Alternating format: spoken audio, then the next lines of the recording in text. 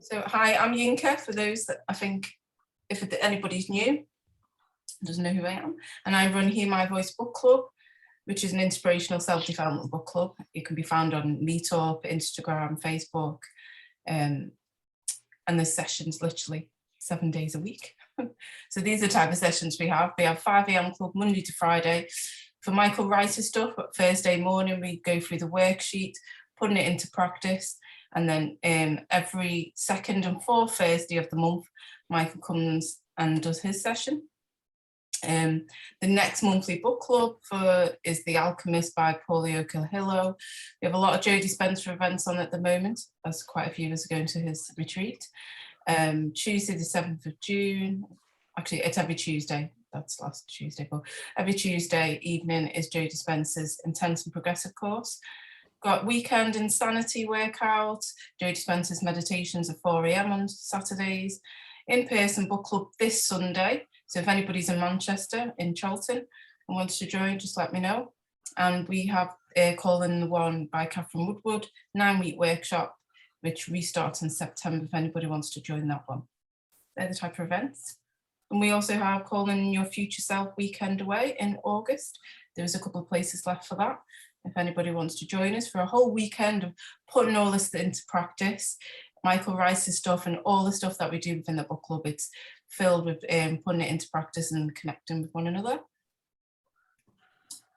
We also have WhatsApp group, keeping people connected, very busy WhatsApp group, and it is literally just sharing and practicing the techniques together and giving people advice and support. And as everyone knows, Hear My Voice is a non-profit. We run non-profit events. Whatever it's donated to Hear My Voice goes back into it. But I ask everybody tonight, if you're going to donate, please donate to Michael's, as he comes here and shares his time with us, that all the donations go towards him this evening. And from the 5 AM club on Thursdays, I'd like all the donations to go to him. Thank you. And hopefully thank you. Doing what Michael's doing. And we always start off with a breakout room with a rampage of appreciation, as appreciation is one of the highest vibrations. Or we start off with appreciation. So I'll put you in a breakout room where you can introduce yourself, get to know people in the group, where you're from, and something you're appreciating. It can be literally anything from your day. It can be the water that you drink, literally sharing stuff that you're appreciating. And then we'll come and start the session with Michael. So Awesome. Does anyone have any questions before we start? I'll put you in a breakout room. Awesome. So I should put you in. There we go.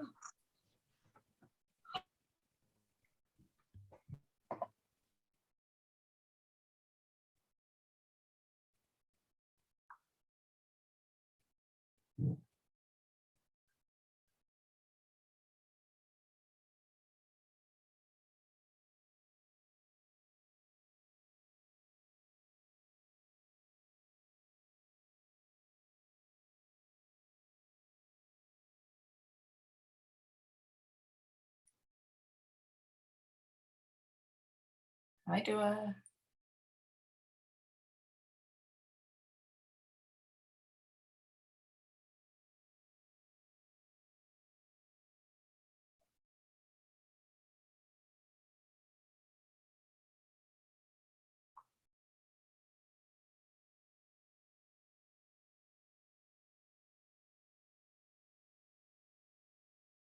If anybody else wants a breakout room, just let me know.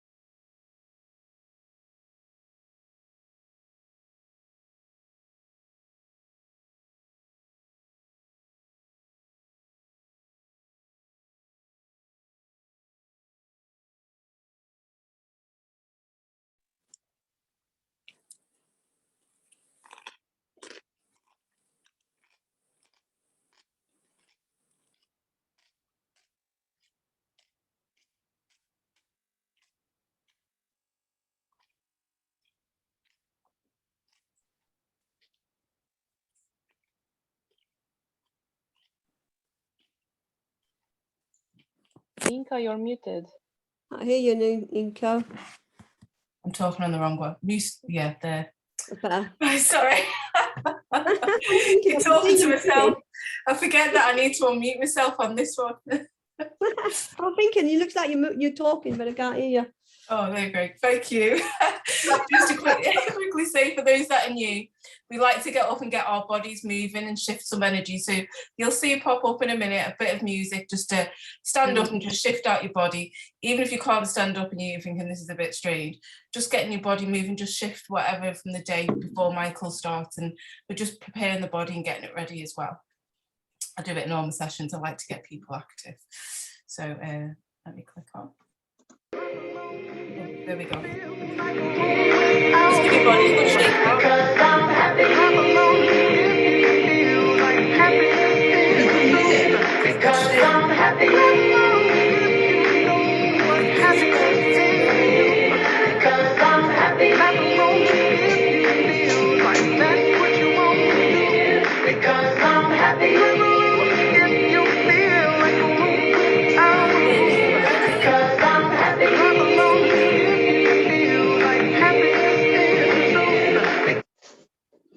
We are going to just do some shoulder rolls.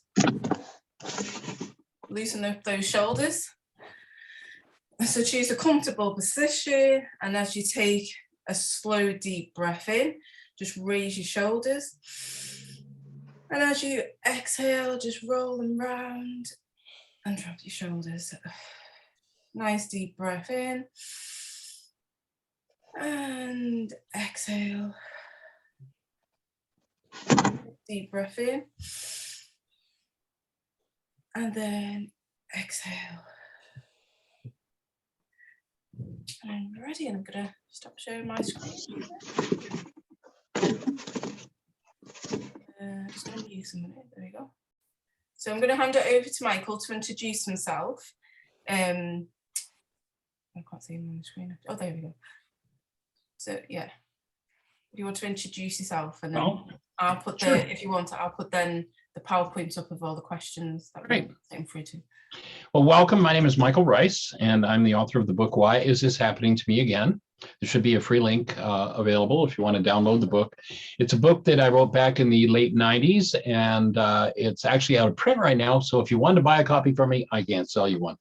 However, Amazon and eBay, if you have access to those, usually have used copies. We sold, I don't even know how many thousands back in the early 20s or the early 2000s. And so there are lots of used copies around. And there's a link. You can go to my website and you can download the book in Farsi and English and German and Spanish. And I don't know, there are about 8 different languages. It is also translated into Swedish, but unfortunately, we don't own the copyright to that, so it's not available on our website. I think we do have a couple of copies printed, but it's not available as a free download. If it were our copyright, we've tried to get it back, but haven't been successful so far. When we are successful, it will be on our website free. So, and there's an app, the world's only forgiveness app. If you go to your app store and type in the words Heartland, and one word, Heartland, Aramaic, Aramaic, forgiveness, you'll be looking at the world's only forgiveness app. You can do the process that we're speaking about right there on the app. It's an app that's specifically designed to be private, that only asks for one permission, and that is to use the internet. We've specifically designed it that way to keep it private because people put very personal things on their worksheets. If you finish a worksheet and you want to save it, it's going to ask for one more permission, that is to save to your drive. Otherwise, there are no permissions required.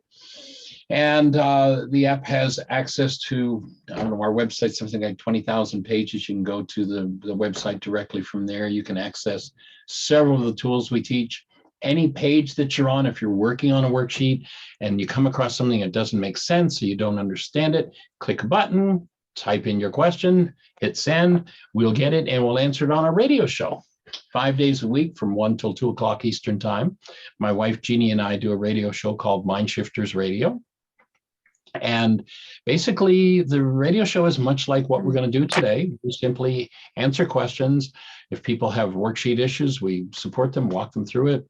There are over 3,000 hours. We've been doing that radio show 5 days a week for the last 11 years. You can go to the archives and listen to thousands and thousands of hours of conversations about this amazing first century Aramaic technology called forgiveness. And in essence, to just introduce briefly the forgiveness process, in our Western world, we live in a Greek-oriented mythology that says, if I'm in pain, you're the problem in my life. You did it to me. It's all your fault. But it's okay. Churchy Annie told me I should forgive you. I should let you off the hook for what's happening inside of me. And of course, if I let you off the hook for what's happening inside of me, I've done absolutely nothing to change what's happening inside of me. Well, we're reversing that. We're going back to the first century definitions of the words that were in which forgiveness was originally delivered and taught. And it's a tool for collapsing the mind's perceptual constructs that are based in the lie that everybody else is the problem in your world. And when you collapse those, accessing what's going on inside of you, that's the root of your pain, and dissolving or removing that pain. So when you think about forgiveness, think remove rather than let off the hook. Now you're heading toward real forgiveness. So I suggest to people that you never forgive anybody for anything. You never even think about forgiving yourself for anything because you can't. We've been taught a Greek idea of pardoning. I'm going to let you off the hook, or I'm going to let myself off the hook. We're suggesting if you want to do that, that's nice, but call it what it is. It's pardoning. If you really want to do forgiveness, then the technology is here. We're going to show you exactly what to do to engage in actual forgiveness, which means removal of the root of pain. People who never learn how to remove their pain get to live the title of my book and of my workshop. Why is this happening to me again? We are going to be doing on Saturday at 2 o'clock, from 2 to 5 o'clock Eastern time, which I believe means 7 till 10 o'clock your time there in England. But Eastern time zone, 2 to 5, we're going to do a Zoom workshop. Why is this happening to me again? I'll have this whiteboard centered on the camera. And by the time the workshop's finished, this 4x8 whiteboard will be totally filled with information. And we'll be looking at the whole process of why is this happening to me again? And we're going to look at it from a physics perspective, from an energetic perspective, from a psychological perspective. And then we're going to look at the solution called forgiveness. And so if you want to attend that, it's a free open workshop. You can go to our website, whyagain.org, and there's a link there. And I think Inca's probably got a link to it as well. So yeah, join us tomorrow. I'm going to put it all in the chat as well. Cool. Awesome. So we're ready to rock and roll, young lady. Are we going to step right into the worksheet? You've got somebody prepared to do a worksheet, or do we have a question? Or yeah, we've got Sarah that wants to do a worksheet, and we've got Derek who's got questions as well. Okay. Well, which are we going to do first, the question or the step into the worksheet? What do you think would be? Would you like to ask your question, Derek, or would you like to start with the worksheet? Go for it, Derek. What's on your mind? Oh, you have to unmute, Derek. You're doing what I did. No, it was actually, we were just doing a worksheet this morning, and I'm kind of new to this, so I've done about 3 of them, but I keep getting stuck on the same point. Okay. That's basically it. Now I have to dig up. It was. Now I know. Sorry, I know there's a different worksheets. So let me see. We did do the one from the book this morning, Michael. Okay. Yeah. Mm-hmm. Oh God, I should have prepared for this. I'm trying to think of. That's okay. And it was Take time. Take a breath. Mm-hmm. It's about. Maybe come back to me on that. I'll have to. I'm trying to. Okay. It's when you had to let go of the belief. It took you back to the beginning. Yeah, it took me back to the beginning, and that's the 3rd time that's happened. It's almost like I kind of looped back. It's like something in me I can't understand, won't let go of it, or is holding on to it, and so it was a bit. It was just interesting that that's the 3rd time that I've gotten stuck on that. I don't know if I'm making sense with that. Well, let's lay out some of the reason why that happens and just what that means. So we live in a world that has taught us all that we have this set of eyes, and we look out into the world and we see something out there. And virtually everybody in the world believes that. And it's the biggest lie ever told. It was interesting. Yesterday, my granddaughter's 3.5. And when she was just a little before she turned 3, she swallowed a button one day, or at least her parents thought she had. And we were checking her bowel movements for the button and explained to her.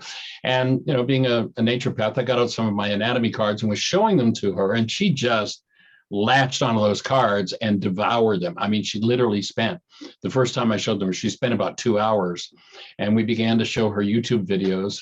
And at 3, she would sit for 45 minutes in front of a YouTube anatomy and physiology lesson and was just right there with it. And so we ended up buying her a model of the human body. You can take all the organs out and reassemble them. And yesterday, my wife was working with her, and she was making Play-Doh organs. She was copying all the organs in the viscera and was putting them together. And they got to a point where she said, I want to watch the video again. I was like, okay, which one? Well, the one on all the organs in the body. It's okay, sweetie. And so I'm looking on YouTube and she says, Papa, it's on the kids learning tube. Okay, so I get on the kids learning. And it's an awesome channel, the kids learning tube. And they've got a thing about all the organs in the body. And they've got them set up as a cartoon thing, and the organs sing. Well, it comes to the eyes. And the eyes, you know, they have this little tune. I am your eyes, I am your eyes, I see the world. And Aria, she's 3.5 now. Aria goes, they just don't understand. You don't see with your eyes, your brain sees. She's been listening. So when you realize my background's electronics with a side study in physics, you can't pull the antenna off the back of a television set, look inside the wires, and look out at the neighborhood through your antenna. It's a one-way valve. Information comes in through the antenna, feeds that information to the television set, and the television set presents a picture. But you can't see out through the antenna. Your eyes are a one-way valve. Light energy comes into the eye. Light energy resonates what's in the brain, and the brain develops a construct we call perception. So what you think you're seeing with your eyes, you see because your brain generates that image. Literally, we have this ability to convert information, energy, into pictures. So when you recognize that, and you'll notice that the focus in the worksheet is goals. You'll notice that one of the things you do is you identify the goal that's involved in this pained construct in your mind. And the reason for that is because, well, let me step back one more step. There's some Harvard research that says that in a time frame where 10,000 brain cells are firing, there are 10,000 measurable units of electrical activity firing off in the brain. The max amount of data that goes into our perceptual constructs is 9 bits. Now, if that's accurate, obviously something must determine which 9 bits of data your brain uses to produce the world you see, literally the pictures, the constructs in your mind. So we recognize that the goal is a driver for perception. If perception is filled with pain, it's because the mind is using pained content to build that perception. But the pain content itself is hidden because most of us have directed the mind to show us that the problem's outside of us. Example, I'm angry, and I say, Bill really made me angry. Now, if I were sending accurate instructions to my mind, if I used a driver accurately, here's what and you know, this is the long form of the instructions going to the unconscious. Mind, I have a reality called anger. Bill just triggered it. Show it to me so I can clean it up. And my mind would show me the content, the unconscious data that's producing my pain. But most of us don't say, Bill triggered my pain, and I know it's mine, or my anger, or my fear. We say, Bill made me angry. So that instruction, that driver says, mind, Bill is the problem here. Don't show me anything about me involved in this anger. Just show me a picture that Bill is the cause. And my mind will literally use data to produce an image of Bill. And I mean, I really believe it because I can see that Bill is the problem in my life. Sooner or later, I have to recognize, though, I've been through this particular pain 87 different times with 42 different people, and I'm the only one that was there every time. Maybe I'm involved in my life. When you have that understanding and you recognize that goals drive perception, perception is just the surface mind. What's going on underneath it? That's what you need to touch into. When you recognize, and I'll just share that it took me 35 years working with the first century Aramaic. Remember, I came from Greek brain cells just like everybody else in the culture. And I thought forgiveness was about me letting you off the hook. And when I first ran into this, you cancel a goal in order to forgive. It's like, that just doesn't make any sense. This is a perfectly good goal. Why would I cancel this? 35 years later, I finally came to understand, perception is a construct and it's driven by goals. The thing that selects which data my mind uses to build the world that I literally think I see through my eyes is my goals. And so when I cancel my goal, that construct collapses in on itself. When it collapses in on itself, it creates a pathway into the place where the pain is hidden. And now my mind returns to that place and I get at least a momentary flash of what's beneath it. As you develop the skill, you'll be able to go deeper and deeper and deeper into those dynamics inside of you. You'll find that some of them are genetic. They're things that didn't even happen to you, but they're in the memory bank. And when they're called on by a particular goal, when a goal causes the mind to use that data is used and it's massaged into looking like whatever we instructed the mind to show us. Show me that Bill's the problem. And I got a picture in my mind that shows me Bill's the problem. So when I cancel the goal that's driving that process, I get to access what's underneath it. And it may just be a momentary thing. It may be a flash and my mind comes right back in with its old Bill's to blame. And that might happen, literally that might happen 100 times. And on the 101st time, I cancel that goal for Bill to, pay me what he owes me. All of a sudden, I'll be able to drop fully into that place in my unconscious where, who knows what the memory is? Maybe 3 generations ago, over a bill that was owed, by a neighbor to my great-great-grandfather, and my great-great-grandfather went to collect it and he was murdered for it. That might be the memory I need to clean up. That might be what's in my genes that needs to be accessed and dealt with. The world teaches us to live on the surface of that, never go there, never even look there, but keep looking out there. What we're saying is that with first century Aramaic forgiveness, you have an opportunity to go in and clean up your own unconscious mind, the hidden parts of yourself. You go back to a story that was told several thousand years ago about a particular group of people who ended up getting lost in this hot, sandy place, a desert, for 40 years. Now, this group of people, obviously they've written about astronomy. They know astronomy pretty well. How, if you understand astronomy and you know the sun rises in the east and sets in the west, and you know that you could walk in the direction of the sun, and it wouldn't be long to get out of a 35 square mile area. How can you get lost in 35 square miles for 40 years? You can't. It wasn't about a hot, sandy place. It was the code word for the unconscious in those ancient Aramaic teachings is the desert. Most people live in that unconscious place for at least usually the first 40 or so years of their lives before they start waking up and going, gee, I've been through this 87 different times with 42 different people. Maybe this stuff that's going on inside of me is actually going on inside of me, and maybe it's mine. And maybe I need to learn to access it.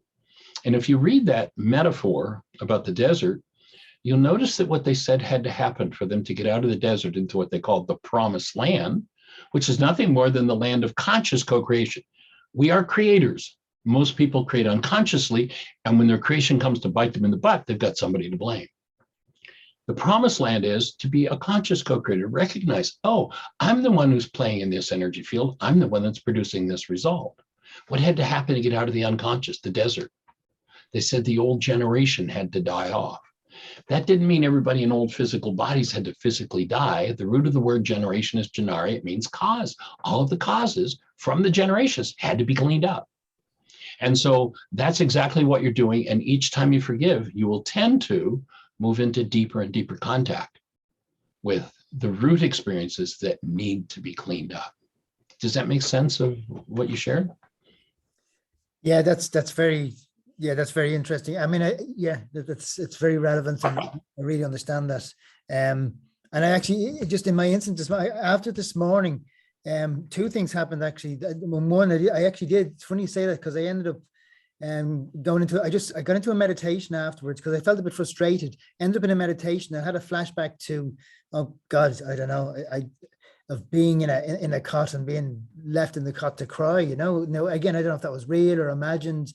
And then, even more bizarre, then I started to think of my grandfather. And again, I don't know what relevance that, but it's kind of, when you're talking, I kind of have a felt sense that it's further back. So yeah, that makes it like you, and it's like you say, it's like, it actually makes my head probably can't get around it, but it makes some kind of visceral sense. I can feel that in my body. So yeah, it's not something to figure out intellectually. It's a process. And what I hear you describing, and you know, I've been doing worksheets with people. The first worksheet that I developed and started to work with was a little better than 40 years ago. So I've walked a lot of people through them, and it always amazes me what they drop into.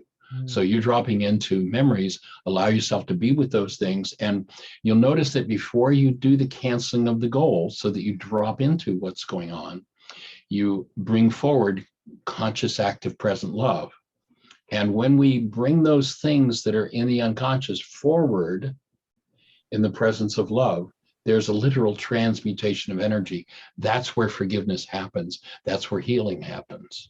And you know, there are many different paths that people have used, and usually they accidentally fall into a forgiveness process, and it produces wrong. They go, wow, that's awesome. Look at that. But they can't replicate it. They can't pass it on to others. The worksheet process has been meticulously researched and worked with. And anyone who picks up, you don't have to believe a word of anything I've just said. If you pick it up and use the tool, you'll start to step into bringing forward those unconscious dynamics and cleaning them up. There's we do a workshop on occasion called Codependence to Interdependence. And there's a woman in that workshop that did one of the tools we teach is called responsibility communication. And she did the responsibility communication process, and she was in her 70s and having some heart challenges, was actually seeing a physician. And so we gave her the assignment of asking her ancestors about what had gone on with their hearts. I'll get a link and share it with you, because so that you can share this, or maybe I've done that already, I'm not sure. But and when she shared this in the intensive, I mean, it brought tears to my eyes. And then she called into the radio show and shared it on the radio show. It's just so profoundly powerful to listen to her talk about it, that she had gone back and she had asked of her ancestors, and you know, had this felt sense of her grandfather speaking to her. And I forget where it was. I think it might have been Lithuania, that they were living in such poverty, and they were coming to the streets of gold in America, and ended up, they were in as much poverty or perhaps more when they got here, and literally dug holes in the ground, caves to live in.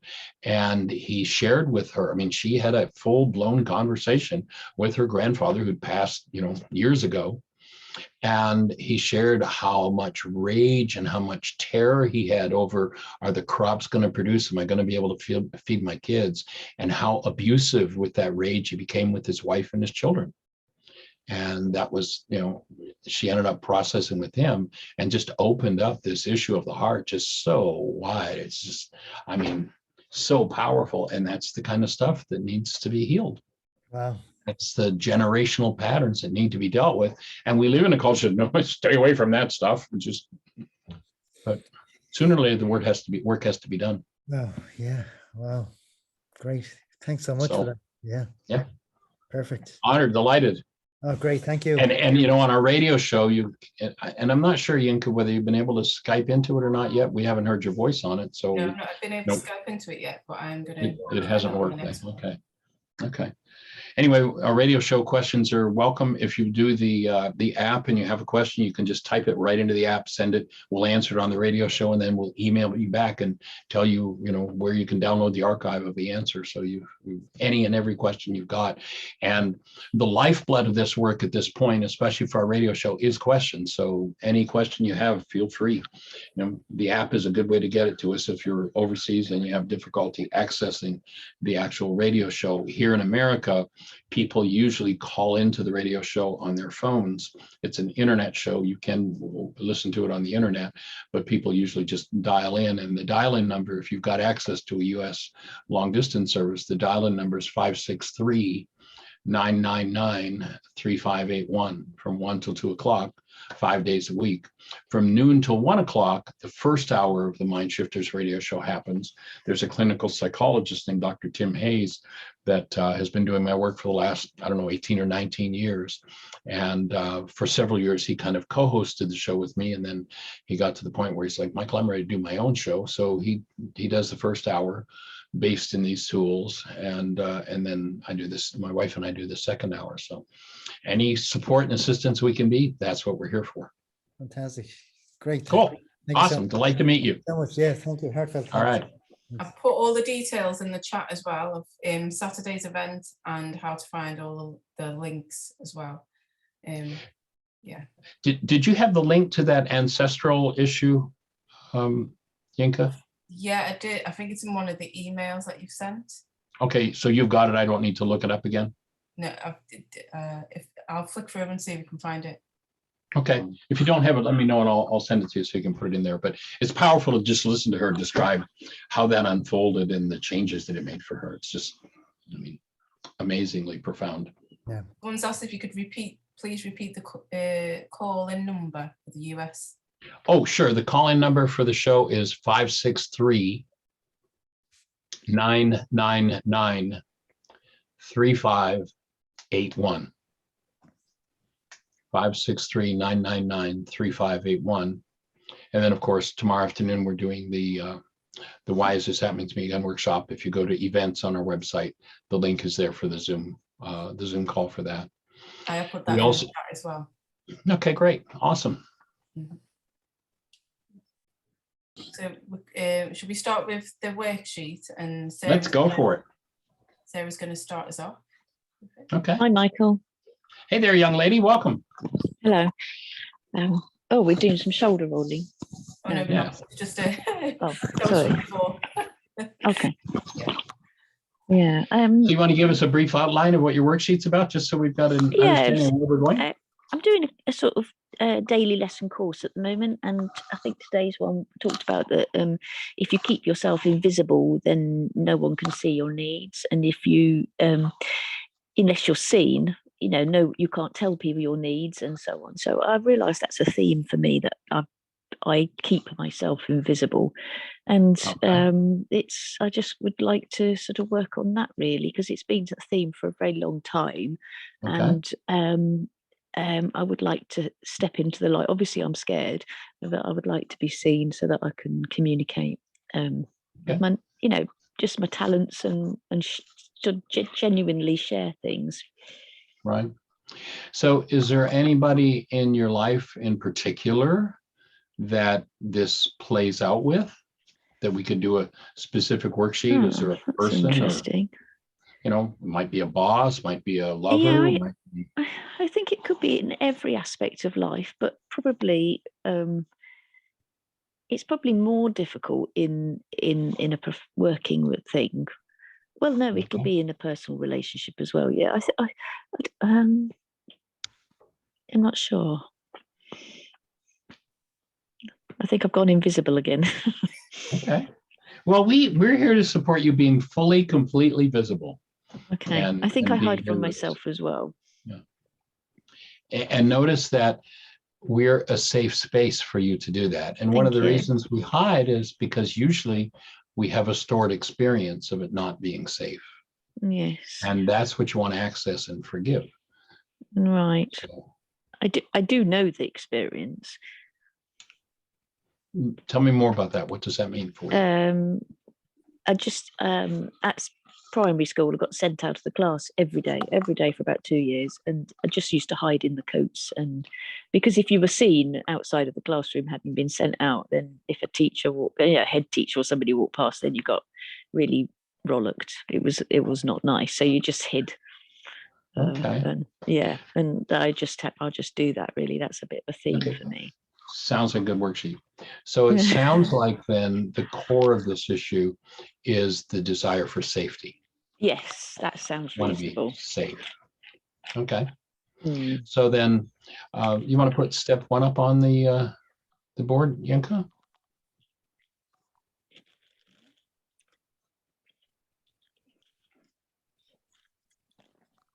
So you put your name in number 1A and Okay. acknowledge yourself as love. So I, who am love, am feeling. Okay. So what are the feelings that come with this? Here I am hiding among the coats, and if I'm seen, I'm going to be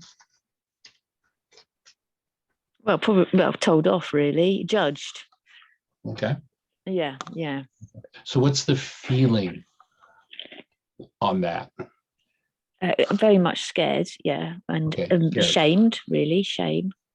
Okay, so if there's fear and there's shame, that would be 2 different worksheets. Yes. And so seeing as how fear came first, let's start with the fear one. And I'll suggest that you plan to do, after we complete this, do another worksheet on exactly the same situation. Okay. And do that on shame. Okay. That will be a whole different, in order for the mind, when you think of how amazing it is that this mind is so powerful. I'm sitting in a room right now where my brain shows me a clock sitting over there. It shows me a light. It shows me a television set up in the corner. It shows me a computer. And like, it's really got me, like, I could easily believe that I'm seeing all those things out there, as opposed to there's enough data about those things firing in me that I recognize my mind is generating literally that whole world that I see. In order for that to happen, there's a huge amount of data going on under the surface to produce that. And so what we're going to do is thread by thread, and the data is based in thoughts. The data is based in mind energy. It's interesting, if you go to the opening words in the book of John, and we'll talk about the ancient scriptures here, and they're presented to us as something religious. My background's in electronics, a science study in physics, and as a physician, when I first came in touch with the Aramaic translations of these words, what struck me is this has got anything to do with theology. This is just how the mind works. This is how physiology works. This is how energy systems work. This is about physics and physiology and psychology and genetics. So getting to the reality of it. So if you listen to the opening words in the book of John that the churchianity folks told us says, in the beginning was the Word and the Word became flesh, what does that even mean? If you go to the Aramaic, what it says is in the beginning was the mind energy, and the mind energy became flesh. Literally, when I think of thought, what the cell biologists are now showing us, when I think of thought, that thought becomes a molecule inside of my energy field.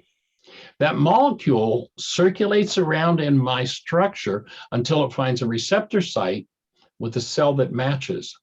When it lands on that cell, it inserts itself inside of the cell energetically.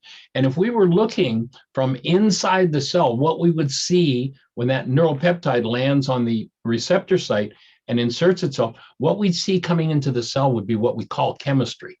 Now, it's all energy, but this is mind energy literally showing up on what we call a physiological level as chemistry. And so not only is it becoming what we call the chemistry in our structure, but it's becoming the construct. It turns it into the constructs that we see. So what we're going to do thread by thread is learn to develop the skill of being able to access that neuropeptide that perhaps has been there for 10 generations, or perhaps happened to me when I was 7 and in the cloakroom, or I stepped out for the first time and somebody raged at me or whatever. What we're looking to do is to be able to access that mind energy, be able to decode it and throw it away. So that literally that chemistry of fear that's in the cell has been removed. That's forgiveness. And so each emotion is reflective of a different thread in the perceptual constructs that we have. So we're going to just pick one at a time. In this case, we're going to use the fear thread. Okay. And so that would be the thought. And then sometimes our feelings are pre-verbal. You know, they're things that happen before we even had words for them. And so there's a spot there for you to do a line drawing of those emotions. So what if you drew them, what would they look like? And just go ahead and draw that. And sometimes that communicates on a whole other level to the unconscious mind when we do draw that.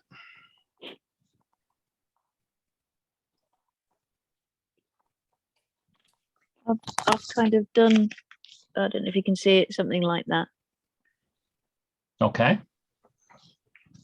Things are going towards, I can make them arrows actually. Shit, looking a bit like a meteorite now.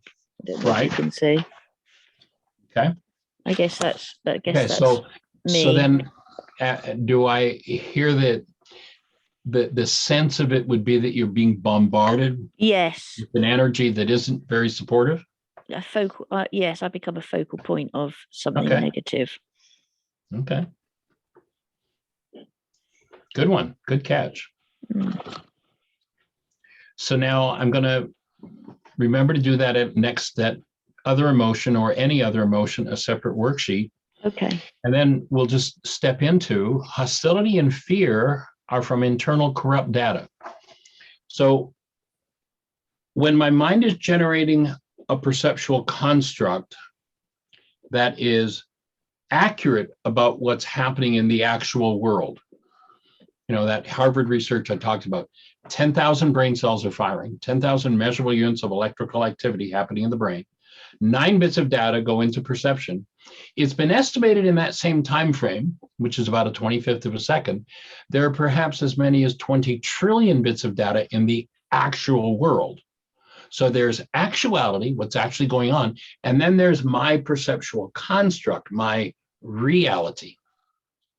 And whenever the mind is using any form of hostility or fear, that means that my construct, the world that I'm seeing, is built out of data that's been corrupted. Yes. Now, if you're working on your computer and all of a sudden you're doing a calculation or whatever, and you get a warning, corrupt data, what just happened? Nothing your computer is telling you is going to be reliable. I'd offer that when hostility or fear is moving, nothing your mind is telling you is going to be reliable, and you want to collapse that.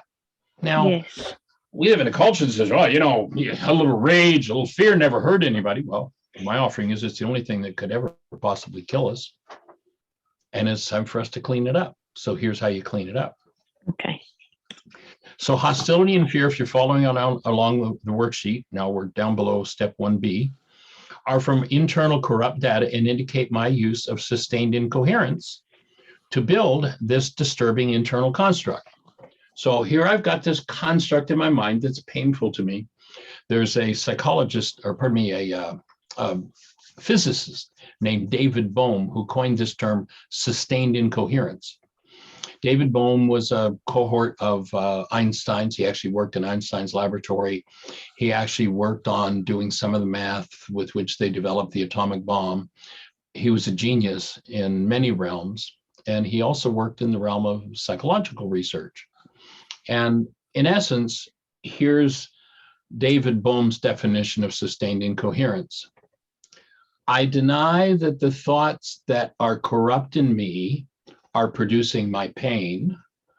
I've built a picture in my mind that my pain's caused by somebody else. I refuse to own that my pain is caused by my own thinking. So I'm going to keep thinking that way, all the while blaming everybody else. That's David Bohm's basic definition of sustained incoherence. And most of the world's living in sustained incoherence. Whenever you rely on your mind's hostility or fear constructs, you're in sustained incoherence. And it's nuts to live there. But, you know, most of the world is nuts. I mean, just take a look at what's going on. How crazy can it get? It's time for us to individually and collectively clean it up. So my denial causes my CBM. What is CBM? If you were to ask memory. Carbon-based memory, okay, you got that one. But for everybody else who's listening, carbon-based memory, if you asked a modern day physicist to check out your body and tell you what it's made of, the base element in your structure is carbon. And that's where memory is stored. And there's no energy that passes through this energy system that isn't stored in this carbon-based memory system. Now, if you look at the carbon atom, and this might relate for some people who are familiar with those ancient scriptures, a carbon atom is made of 6 electrons, 6 protons, 6 neutrons. 666. Anybody recognize that number? Oh, yeah. Okay. Yeah. So here we are stuck in a construct out of carbon-based memory, and that goes against us living out of our true nature as love. The truth about each of us, you know, if you hold a newborn child and tap into their essence, the essence of human life is love. But if we've been loaded with all of this sustained incoherence and this generational insanity, we don't think of ourselves as love. And they sure didn't give us messages when they told us to go to the coat room that we were love. Or when we stepped out that, you know, we were given insane ideas. And so what needs to happen is we each need to face that world of sustained incoherence in us and begin to clean it up. And that means cleaning up carbon-based memory, literally cleaning up on an atomic level the energetic patterns that are stored within the structure. And when I live in denial, and in this work, there's a very specific definition of denial. And denial is the either thinking or speaking as though something outside of me is the cause of what's moving inside of me. So when I say mad is moving inside of me, Bill made me mad. I'm now living in denial. I'm telling my mind it's not allowed to show me the truth that this is my mad, because if I own it, I could throw it away. But if it's Bill's and caused by Bill, of course I can't. Yeah. So my denial causes my carbon-based memory to displace my experience of myself as my essence, love, and tells me the lie that this emotion, my emotions are caused by my trigger. Yeah. Now, you notice that word trigger is underlined and in bold and in italics. Must be something important about it. Most everybody calls the triggers in their lives the cause. And so they live in a totally false construct driven by the goals based on believing that cause is out there. What we're looking to do is to step in here to clean that up, which is inside of us. So that denial blocks my awareness of myself as love and tells me the lie that my emotions are caused by somebody else. So now I'm going to look at what the story is I'm telling myself based in the first parts of number 1. So my story, my reality is that your object of attention would be the teachers or a specific teacher involved?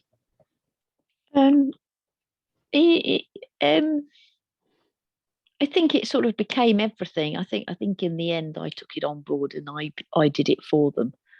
You know. But we don't. Now we're switching issues here.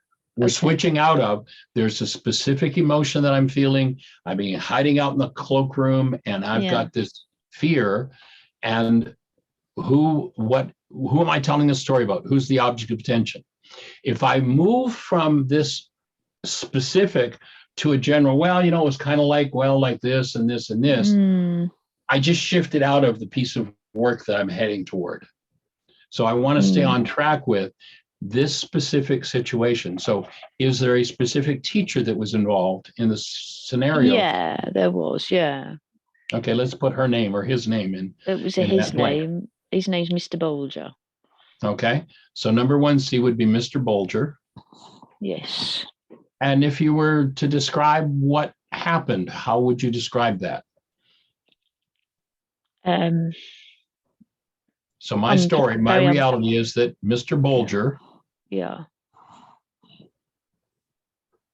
well, found me out notice there. what's happening. Yeah. Notice what's happening with your breath right now. Yeah, it's difficult to speak. I'm hiding again. Yeah. Well, what happens is the movement of breath is what moves mind energy in the system. And there's something that I don't want to look at and don't want to deal with. And you'll notice at the end of this sentence, there's a sentence and several other sentences in the worksheet. There's a reminder to breathe, because when I shut my breath down, that's how I keep that stuff hidden. Literally, that's how I create an unconscious mind. So we want you to breathe. And tell me the story about Mr. Folger did. Yeah, it found me in the corridor, took me into the classroom, and then spoke about it. So called you up on the carpet, so to speak. Yeah, in front of everybody, just sort of, you know, liar, whatever, all sorts of accusations. Because I just got sent out for talking or being busy or just not being naughty. Right. But anyway, there we go. But it happened every day, get out. 2 hours, 2.5 hours every day. Take a big breath. Let your shoulders move on that one. Yeah, let it open. Time for you to stop carrying that load of energy around. Time for forgiveness here. Okay, so then just jot that in and breathe. And then you'll notice that a little hand points over to the right. Now, all my life, my mind's been telling me that, you know, he was the problem. But then if I remind myself, if Mr. Folger is the one with the problem, why am I the one with the pain? Now, clearly in that situation, Mr. Folger had a problem. I mean, wasn't a very nice guy, wasn't a very conscious guy. But today, decades later, I'm carrying around pain. I want to recognize that this is mine and it's about me. It's not about him. He's got his own work to do. Yes. Okay. So then let's step into number 1D. The truth is, only my thoughts cause my emotional upset. So here I am in fear. What you want to do here is you want to identify the specific mind energy that you use to create this fear. And so the thought, and again, as with the emotions, you use a separate worksheet for each one, specifically related to the fear that you identified in number 1B. What's the thought that causes this fear in you? When you think this thought, it goes to fear. Being told off. Okay, so I'm going to be told off. Told off, embarrassed, centered out. Yeah, judged. Judged. Okay, that's probably the word. There's the one with the energy. So I'm going to be judged. And then number 1E, is there a punishment thought toward Mr. Folger? If you went back that first time and you're standing there, what would you, if you'd have had the power, what would you as a young girl have said or done? You know, there are no consequences. You're there, you got permission to do whatever. I would like to say that's not true. That's not true. Yeah. Yeah, but with all that fear going on and the way you've been embarrassed, is there something maybe a little more that you might want to do to him? Breathe. Like, I can easily imagine if that were me, that I might even be wanting to kick him in a certain part of the anatomy. Punishment. Well, I was pretty powerless. It was pretty awful. Yeah. Yeah. So in that, He was quite scary. He used to cane children as well. Mm. And I watched him do that too to some other child. He was really quite a beast. Yeah. So if you'd have had the power at that time, what would you have done to that beast? Oh, I'd taken that stick, hit him with a stick. And have used it. Okay. So there's your punishment thought. That feels very good to say that. Sorry. No, that's you're trying to move the energy. Yes. Okay. Yeah. So you're acknowledging a part of yourself you've been hiding from yourself, and that always feels good. Yeah. So I wanted to punish Mr. Folger by picking that stick up and using it on him. Yes. Yeah. Okay. And then on yourself, was there a punishment thought toward yourself?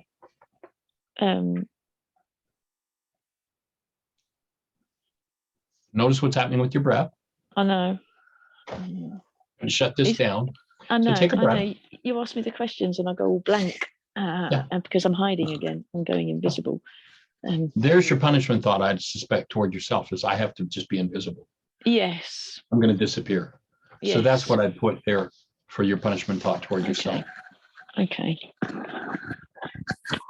Yes. And then once again, you'll see that hand points to a little box, and the box, most often the traumas that we hold are instilled in the mind and accompanied by words. Yes. So verbal release can be a powerful way. Words are representative of mind energy. Verbal release can be a powerful way of starting to cause that energy that's perhaps been held for decades to exit carbon-based memory. So this little box introduces the idea of verbal release. And so what I want to do with each aspect, each time I do a worksheet, I want to do a verbal release in number 1A, number 1B, C, D, E. So it looks like I release and surrender myself. I'm number 1A. I release and surrender myself to love. I release and surrender myself to love. Yeah. I release my emotions. I release and surrender my emotions, my fear to love. I release and surrender Mr. Folger to love, number 1C. I release and surrender my story that I'm going to be hurt and abused to love. I release and surrender the thought to love. And I release and surrender my punishment to love. So I want to start to tap into the presence of love in me and be in a willingness space to take all of this accumulated energy. And what tends to happen when we have an experience, at the age of 4, is we tend to play that out. We'll see at the end here. We tend to play that out over and over and over and over and over again, our whole lives. Yes. And the whole idea of this forgiveness process is to put an end to that cycle. Especially the self-punishment. I still do that. I work at a school, and I always assume if the head wants to speak to me, I'm going to get told off. I always feel judged by my peers for not being good at my job.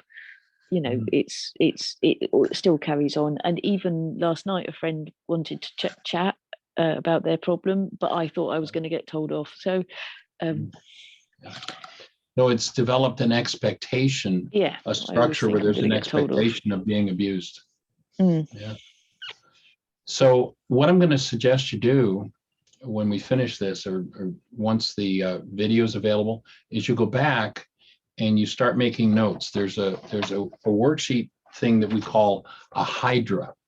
And if you remember in Greek philosophy, the hydra was the creature that when you cut her head off, a dozen other heads grew out of the stump where you cut the head off. And what you just shared with us is this is a hydra worksheet for you. You just shared 2 or 3 places where it's shown up in your life. So these would be good worksheets for you to do. So I'd suggest you sit down and rewatch this video. We'll stay focused on this worksheet, but you rewatch this video and go through each time. Do a worksheet on what happened last night with that coworker and how your mind set it up. Do worksheets on how you've been treated at school as an adult, and they'd each be the hydra worksheets that'll help you to clear this whole thing up. if you look on our website, there's a place where we have radio shows where we've actually done, as we're doing here, a worksheet with someone. The second one in the list, I'd suggest you give a listen to. And it's a worksheet where a woman called into the show and she had something going on with her significant other. By the time we finished that worksheet, it was a hydra. We had 17, if I remember correctly, 17 or maybe it was 19 different worksheets for her to do, that this one opened up. And I suspect this is going to be so productive for you when you start looking at the hydra aspect and start clearing out all the cobwebs from all the times this is played out as an underpinning reality in your mind. Yes. And in your thank you. physiology. It's going to change your physiology significantly. Cool. So how about just taking a second, if you want to do it silently, if you want to do it out loud, and just do the verbal release. I release and surrender myself, my emotion, number 1C, my story, my thoughts, the punishment. Yeah, I'm happy to do that out loud. Okay. I'm not sure of the actual words. So if can you say them and then I repeat them, or do you want me to read it down the brochure? Okay, I'd read it directly from the worksheet. Okay, so well, I didn't actually write it down as we did it. But well, I did write it down on paper, but then okay, I couldn't That's keep up good. with it all. So first of all, it's yourself. Yes, I And Sarah, use your name. I release and surrender myself, my name, and use your name. I release and surrender myself, Sarah, to love. To love. Yeah. And then the emotion was fear. And I release and surrender fear to love. Yeah. And then number 1C was Mr. Folger. Mr. Bolger, yeah. I release Bolger. and surrender Mr. Bolger to love. Okay. And I release and surrender the story. I release and surrender the story to love. Well, be more specific, repeat what the story was, what you wrote in there. Okay, I release and surrender being collared in the cloakroom and told off. I release that to love. Yeah, and being brought up in front of the classroom and humiliated, really humiliating. Yeah. But So I release that. Yeah. I'm going to let that humiliation go. I release and surrender that humiliation. Yeah, because notice that your mind's still playing out that humiliation on yourself. And notice, this is another piece of the puzzle. It moves in a different direction. In our codependence work, we introduce a concept of what we call a power person. And 3 things happen to develop a power person dynamic. And when these 3 things happen simultaneously, and it's usually a child, and it's oftentimes with an adult or an authority figure, but can also happen in adulthood. But the 3 things that happen is that 1, the person we're going to identify as the power person, we're going to talk about instilling a power person dynamic in our minds. The person who's going to be the power person, number 1, is not functioning as love, has more power over my life than I do, and I perceive it as survival, physical or psychological survival, maybe even financial survival. They can be the dynamics. So when those 3 things happen, they got more power than I do, they're not functioning as love, and I perceive it as survival. What happens is, as an energy field, when you realize this body-mind unit's an energy field, the energy field opens wide and it becomes like a sponge, and it literally just sucks in every energy from the environment. Literally every mental energy, every emotional energy, everything that's going on is literally just taken in with no censoring. In the future, that becomes the control of our behavior. And I'd offer that this power person dynamic is what runs the world. And until we confront it, understand it, and work through it in ourselves, it will run virtually every moment of our lives. And here's how it runs it.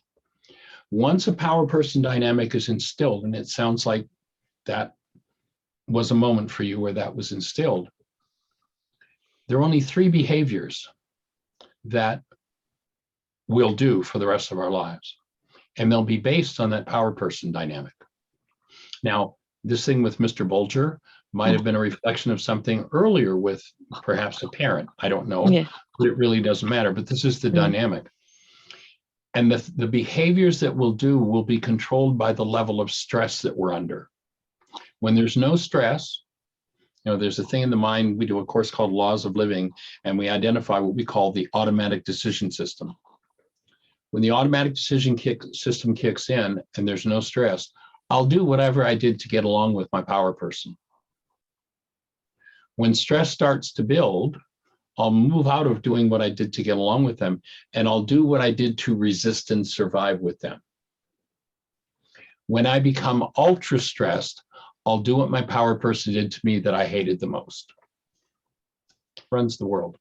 Mm. And so I ask you the question, have you ever found yourself, when you're under stress, humiliating people? Oh,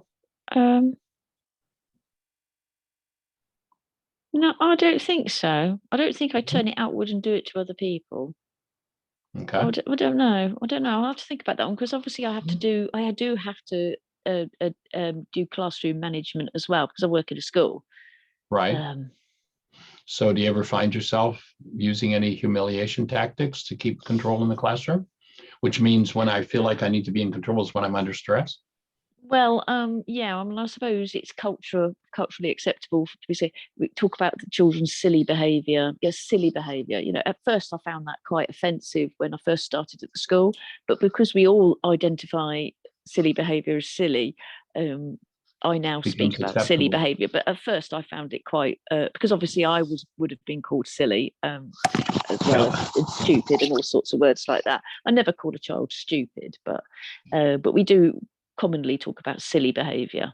Mhm. Well, maybe but you'll be the one that changes the norm in that whole system and honors children more, because every behavior a child does is done in order to accomplish a goal. And when we can support the child and their behaviors that we consider to be silly or abhorrent or unacceptable, the child is doing them for a valid purpose. And when we yes, can validate the child and open the space of safety and bring love present, then they can forgive what's in them. That which is in them can be removed, and they'll step up to the plate and become totally different beings. interesting. Yeah. But it's about creating that space of safety and healing. And most of us don't ever look at these power person dynamics, because when they happened, it wasn't safe to look or deal with it. I think the behaviour I do to other people is to ignore them and zone them out. So I make them invisible if I'm upset with them. I'll avoid them. Yeah. So notice that in that whole situation, what you did to yourself was become invisible in that power person dynamic. The thing that you hated the most was what he did that brought you to invisibility. And now you're treating other people as though they're invisible. Yes. As opposed to, what somebody who's in pain really needs is somebody to be there with them. Yes. And Somebody of course, that's a human being, that is the active presence of love, and is able to interact with them and hold the space that supports them in working through whatever's going on. I mean, that's the thing that's so desperately needed in our culture. And I don't care whether it's, the guy who was just the president of the United States. I wouldn't want to live in that man's body. When I listen to the language, the words, the things that he does, I think of, oh my God, that man is in so much pain. And he doesn't have anywhere where he can open that up and heal. And so he just keeps carrying on the power person dynamic in his life. And that's what virtually everybody's doing. And what we need are people who are empowered enough to be able to be the space and support the cleaning up of this mass insanity that's running our culture. So starting with the kids, a powerful place to do it. Okay. Cool. Sweet. All right, so let's move on to number 2. Oh, okay. So what I'm going to do now, so I've done that verbal release. Now what I'm going to do is I'm going to start to acknowledge that if my mind's lying to me, I'm more interested in the truth than my mind's lie. And so in doing that, I'm ready to embrace everything that's in me, whether it's my own experience or generational patterns. I'm willing to embrace those things and begin to move through it. So number 2 starts out with an acknowledgement of that. Mm. And so I choose to love truth. And actually, you could scratch that word love and change it to honor truth. That's a change we've made in the worksheet. That should really be honor. I choose to honor truth and willingly face and process out all disease-producing energies for or from all of my relations or all of my generations. And I actually kind of took that out of the Native American teachings on healing. And they have a phrase, you know, if a Native American person is going into a sweat lodge or a healing ceremony, they'll stop at the door of the sweat and they'll say, Matakwiasan. And Matakwiasan means for all of my relations. That I realize I'm not doing this healing process just for me, but as I enter into this sweat, I'm willing to take on the burdens from all of my generations and literally energetically become the space. Right now, there's some processing happening for me. If you were to look at, if you can see it on the camera, I don't know if you can, but the hair on my arms and my legs is standing up because for me, this is reaching a whole new level of the recognition of the willingness that I'm ready to, and we can all take on the energetic traumas of our generations and be the space for healing that. Because there's so many generations that went before us that didn't have a clue what to do about it. So with sincerity, I join you in saying that I'm willing to take on these generational patterns. Yes. And then number 1B, I'm willing to go through the physical, mental, and emotional symptoms of healing. Yes. So when I realized that this energy system has been in development for thousands of generations, when a disintegrative quality of energy came into my structure, it created symptoms. And if I've adapted and shut that down and I have my 5th of scotch so I don't have to look at it and I do my little bit of rage or trauma and I don't have to look at those things, I hide that from myself. Now I'm ready to reverse the flow of energy. Instead of pouring trauma in and trying to keep it shut down, I'm willing to embrace it. I'm willing to let it open and move on every level that it can open and move. And there are basically 3 levels on which healing happens. And this is one of the reasons why literally our whole Western world has become drugged, because we don't want to deal with what's in here. And the drugs are used to shut those things down. So now I want to open and literally visualize my whole energy field right down to my genes being able to open. And I'm willing to embrace and go through those energies. And on a physical level, healing looks like any kind of physical symptom you've ever had and low energy. On a mental level, looks like any kind of negative thought you've ever had and confusion. On an emotional level, looks like any kind of negative feeling you've ever had and depression. So they're the kinds of things, and that's what I was talking about with the gentleman earlier in his question of dropping into those things. Am I willing to open my field and embrace and move through those things? Yes. And so this is just a request that you acknowledge that and step into willingness. Okay. I, Sarah, am willing to go through the physical, mental, and emotional symptoms of healing. Good. Okay. Now, number 3. So I'm in the space of willingness. Now I want to look at what the key driver is for this pain perception. So my desire, the constructive result, the exact goal that drives my pain perception is that I want number 1C, my trigger 2. So if you were to go back, you're standing there at the front of the room, Mr. Bolger's doing his thing. If you were to be able to just put a halt on that whole scene and say, Mr. Bolger, right now, what I'd really like from you is, what would that be? I mean, go back and be that young child. to teach me because I couldn't Yeah. read. I just got sent out all the time. Yeah. Okay. So then, so now this is the goal that drives perception. So in essence, what I hear is that what you were looking for was support rather than rejection and criticism. Yes. So each time you do a worksheet, you want to look at what's the constructive result. You can't, a worksheet won't work with what you don't want. It's like, most people, if they've thought of that, would say, well, Mr. Bolger, I don't ever want you to do this to me again. That won't get you there. It's, Mr. Bolger, what I really need, what I really want is for you to teach me and support me in what needs to happen. And think of those kids in school that they say are silly. You know what they're asking for? Attention. Support and teaching. Yeah, exactly the same thing. So then write that in number 6 or number 3. Yes. Construct a result and make sure you breathe. Which there's 2 gaps. Something might trigger something.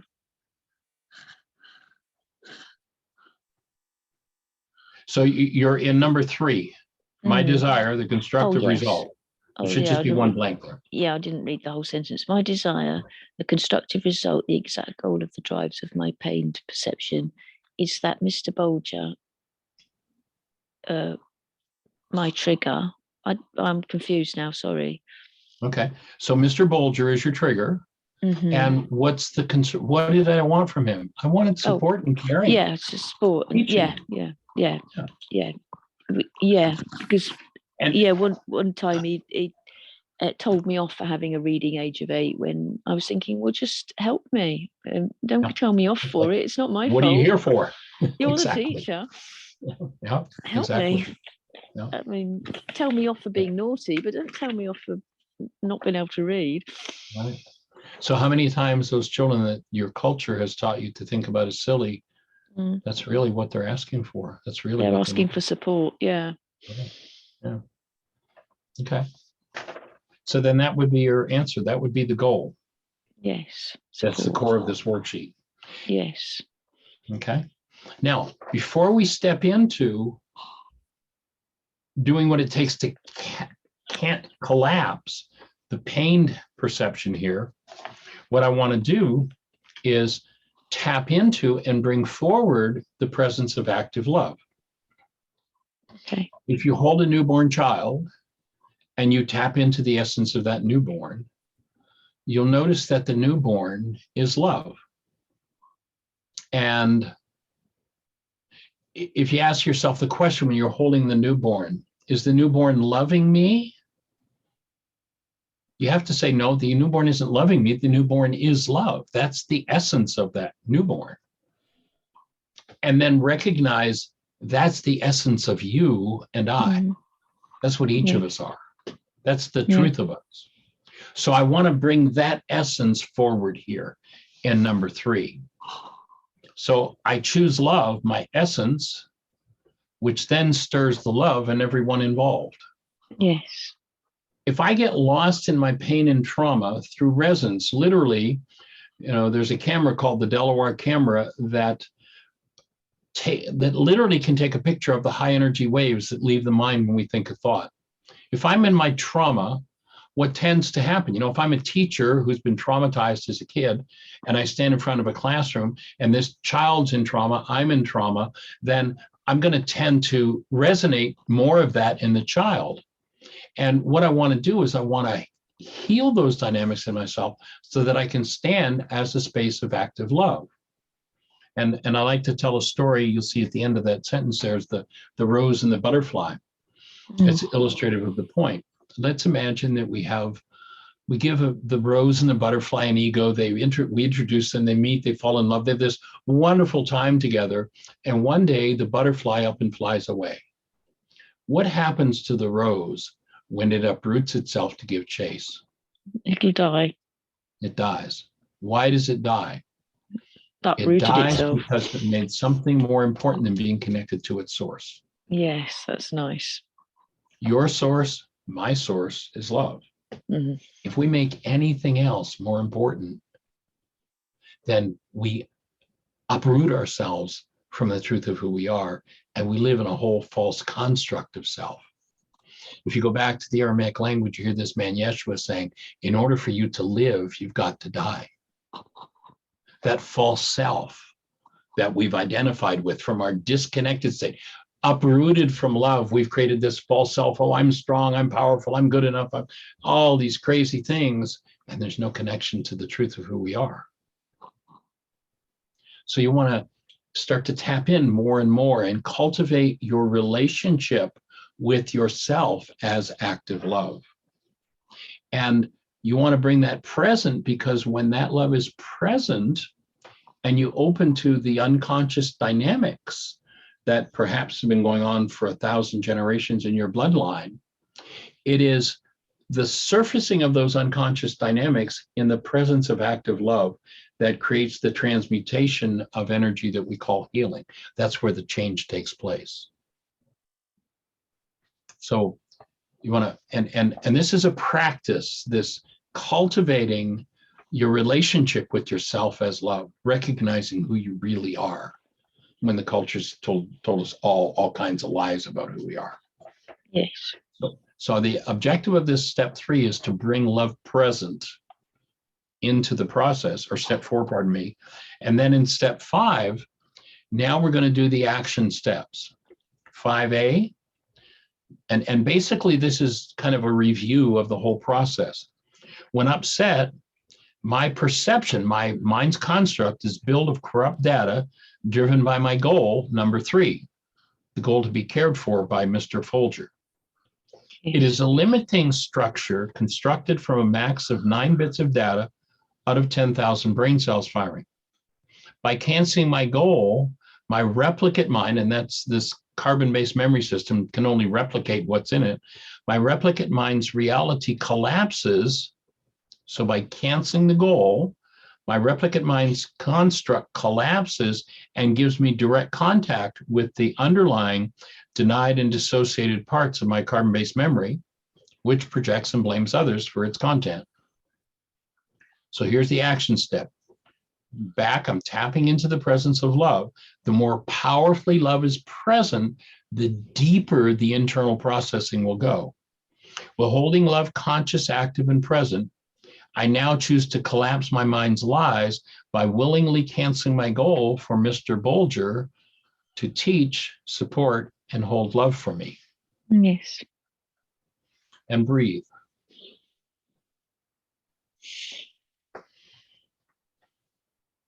And notice that you've drawn yourself a whole community of people that are right here holding you in that space and supporting you in this process that you're doing.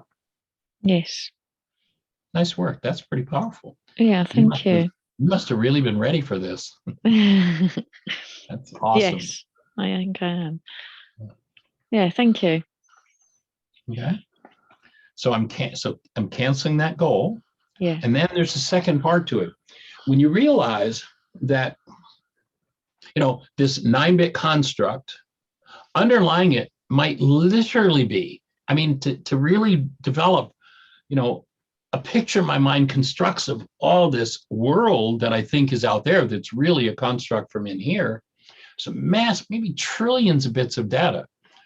And I have what we metaphorically call a 9-bit mind, 9 bits of data going on here.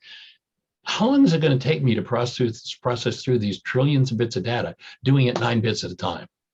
It's like, good luck, it's never going to happen. Well, 2,000 years ago, Yeshua taught that inside of us, there was an elemental force that was feminine in nature, that if we invited it into activity, in our modern language, we would maybe call it the super processor. So, but literally, each one of us, inside of us, there's this capacity, there's this elemental force. In Aramaic, it was called Ruka Takudsha, It's feminine, and by definition, and you'll see the definitions down at the bottom of the page, look at Ruka Dakuja, she who undoes the effects of my errors and teaches me the truth.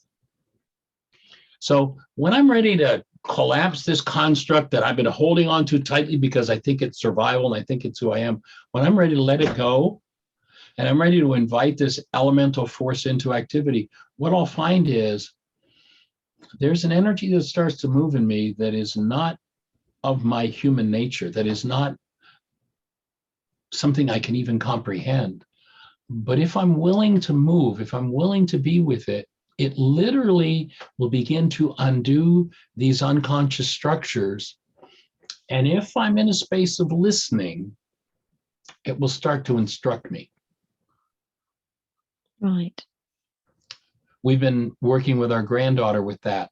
You know, she's 3.5 now. And yesterday we were, you know, it's a nice day. We've been playing outside, and we went out. There's a bird that's on our railing, and it's chirping away, and then it jumps up in the trees, and then it jumps up on the roof of the house, and it's back on the railing, it's back on the trees. And we're like, gee, this bird looks like it's looking for help, but I don't know what's going on. And my granddaughter says, it's looking for its baby. The baby lost. Okay. Well, we kind of looked around, and we were going out and didn't see anything. So we got in the car and went off and did our errands. And this morning, we went out and the bird's there again.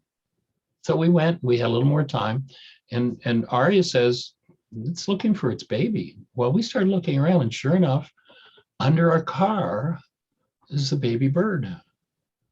And I went over, I kind of laid down beside the car and kind of shooed it out from under the car. And it went out, and it wasn't hurt, fortunately. And it started to run over to the trees, and it couldn't really fly, but it was able to sort of hop fly up into a low branch. And the mother bird just went over, was right with it. And that was it. Amazing. And Arya knew exactly what it was saying. Yeah.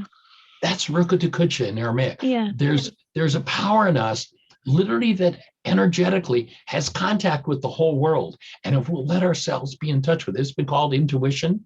If we'll let ourselves be in touch with it, it will explain anything and everything to us. So here's the invitation. You're inviting that power to go to work in you in step number 5B. Yes. So I invite, and whatever term you would use, the Greek scriptures translated these words, Ruka Dakuja is the Holy Spirit. It doesn't have anything to do with some disembodied spirit being. It literally is a feminine elemental force inside of us that is never going to violate our free will. We can keep it shut away, or we can invite it into activity, and literally you will begin to be taught things that are so specific, it will boggle your mind. Yeah. So this is a space to invite Ruka into activity. And there's a blank there. You'll see the Aramaic, Ruka Dakuja. Down below, you can see the definition. But I usually, when I do a worksheet, I just short form this to I invite Ruka. And there's several things we suggest you invite that elemental force in you to do. One, to incline me toward healing. Yes. It's like most people, like, I'm in my drama and trauma, and that's how I win. And don't talk to me about that healing stuff. I need this rage to protect me. Well, I'm shifting that. I want support from underneath to incline my mind toward healing, to restore me to my newborn essence, love. And you'll see a hand points over to Rachma, that when that's restored, there's a filter in the frontal lobes of the brain that opens up and literally is the gateway that our created essence love enters this human form. So I'm asking for support in being restored to that newborn essence, which is love. I'm being asked to heal my denial and my capacity to generate the emotion. If you go up to number 1B, it was fear. You want to transfer that down here. I'm going to ask to be empowered to free myself of even the capacity to generate fear, no matter what happens in my world. Fear narrows the perceptual constructs of the mind and leaves us in corrupt data. Mm-hmm. So I'm asking for help to eradicate that from my life and from my bloodline.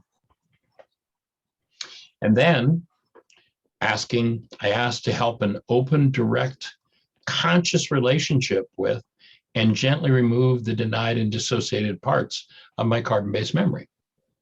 So there's several things, And you know, it's a big mouthful the first time you do it, but there's several things over time that you'll see that you'll start to get assistance, and these things just starting to shift. Like, gee, I didn't even do anything, and here's this change, and that's the power of this worksheet process. So how about just reading through that? I invite, Okay. and you know, in, say, for instance, AA groups, it's called the higher power, Yeah. whatever term you have for it. Well, I'll have a go with Ruka. I Okay. invite Ruka Dakuta. Sorry, I've got to turn the page. To incline me towards healing, to restore my what's a Rahma filter, and my gateway to the frontal lobes to maintain love, my newborn essence, heal my denial and capacity to generate the emotion of fear. Okay. And help me to open. And help me to open a direct conscious relationship. And gently remove the denied dissociated and projected parts of my carbon-based memory. Now, the first time you do it, that's a big mouthful. Once you get used to it, it'll roll pretty easily. So you've done two things now. I've canceled my goal from Mr. Bulger to be of support and to be caring. And now I'm asking to clean up all the internal dynamics that I've created in my life around this. And let yourself take a breath and just be with that. And as you do, how do you feel? Yeah, I do feel lighter. Lighter, okay. So then in the next step, I now feel lighter. And then when I think back to this situation in number one with Mr. Bulger, how does that look to me now? I do feel bigger and taller and more able and more visible. Awesome. Nice shift. So go ahead and make a note of that. That's powerful. Yes. I might redo the worksheet when I watch back the thingy, the replay, because I've sort of written things down in a weird way, and I can't. It's much more difficult to write things when you're on the call than when you're watching. Well, and you're in one of your issues. Here you are on the spot. Yeah, on the issue spot. that you're working on is here you are, the one that's doing this whole process for everybody, and you know, being out there. So I understand that, and that's a nice shift to get, especially, you know, being right out there on the spot with that being your issue. That's really powerful. Yeah, I like that your language was so clear. It's like, I feel bigger. You're moving beyond the perceptions of a small child into the perception of an adult, into a different construct, and that's life-changing. Yes. Nice. Cool. Thank you. It'd be fun to see how you interact with these kids now, because you're going to make a difference. And just to for interest's sake, yes, where you see that hand pointing over to the right to Rockma, you did ask about that. The sentence is designed to be read, to restore me to my newborn essence. And then that's there as a definition that Rockma, you know, if you go to the case where they've got this man, Yeshua, you know, he's commonly known as Jesus, but his name's actually Yeshua. And they ask him, what's most important in the law? We're told that he says, love your neighbor, love God as yourself. Not even close. Yeah. What he said in Aramaic was, if you want to be a human being, the most important thing you can do is you maintain a condition called Rahma. And Rahma, it turns out in Aramaic, is a filter in the frontal lobes of the brain. There's no such word, there's no such concept in our English language, in the Greek or the Latin that the Aramaic was translated. There's no such concept. Yeah. But what we're doing is reestablishing the first century meaning of those Aramaic words. So what he said is, there's a filter in the frontal lobes of your brain, and it's a gateway. If you keep it open, it's a gateway for love, for your created human essence love to enter your human form. That's the most important thing you can do if you want to be a human being. I mean, it's a massive piece of psychological information. And if you do some study on a thing called the angular gyrus.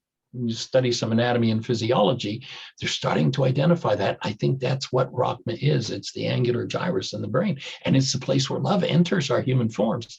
And it has a second purpose. And its second purpose is that it acts as a filter over intentions. There are three qualities of intentions we can have. We can have negative intentions, destructive intentions, or intentions keyed to love.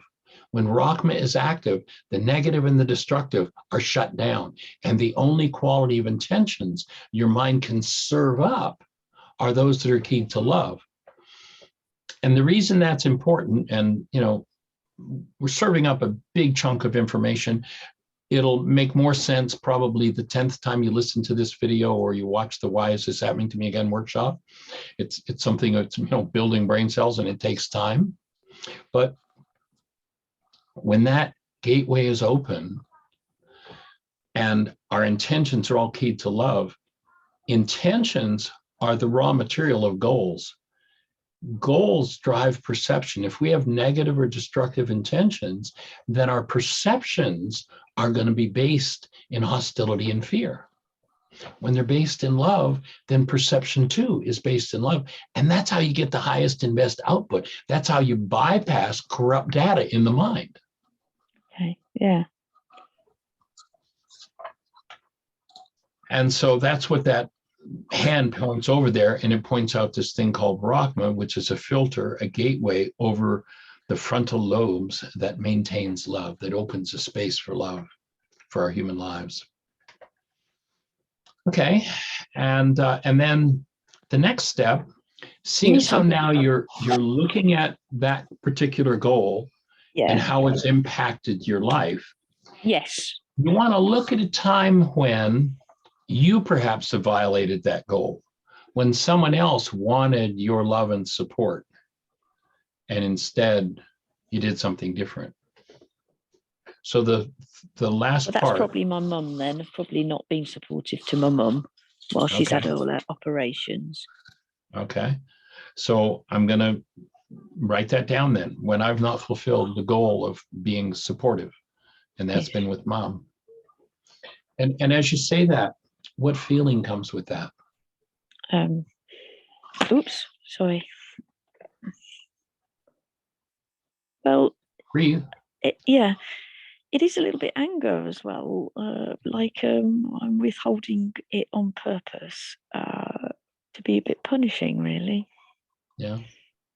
Because she could have done something about it, but she never did either. So I think I get my own back. Yeah. So here's your Hydra. So this I'd offer is one of your next worksheets is to do one on mom. Yeah. And how you wanted her to do something and she didn't. That'll be the next one to do. Okay. That'll be another piece of the puzzle. Okay, good one. Good catch. Now you finish that A and B, and now you want to look at the square, draw your feelings. Oh gosh, yeah. So, I've sat back down. I had to plug in to my battery. Now just get my pen and right.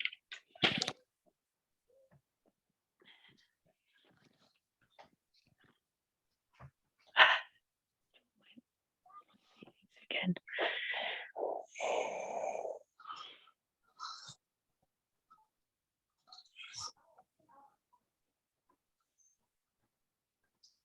And make sure you breathe as you do it. But it's quite a simple drawing. It's that one. Don't know if it's a little hard to see. Can you explain it to us? It's just sort of, I've done it in blue pen. I should have done it in black. I'll just go over and make it a bit.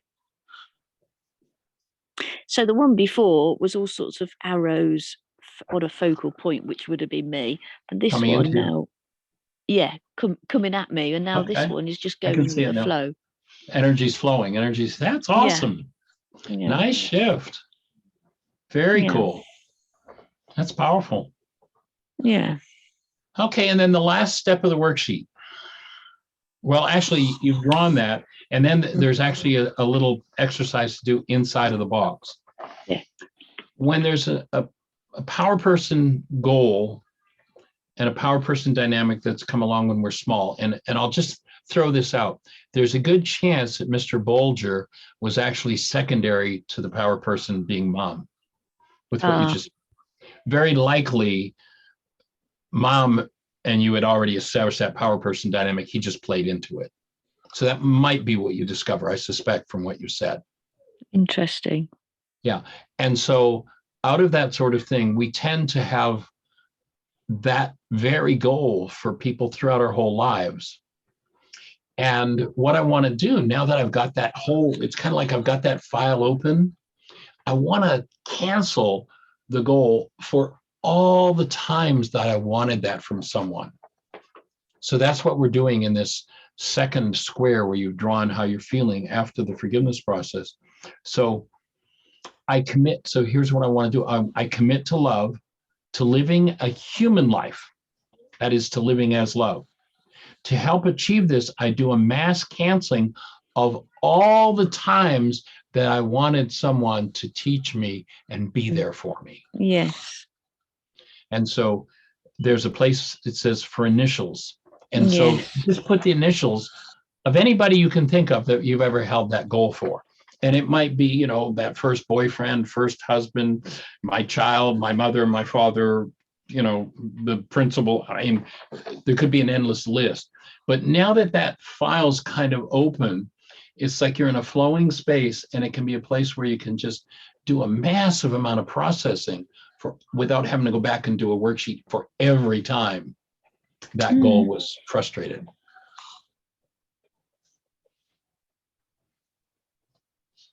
And That's so really just interesting. Yeah. jot the initials of everybody you've ever held that goal for that you identified in number 3. Mm.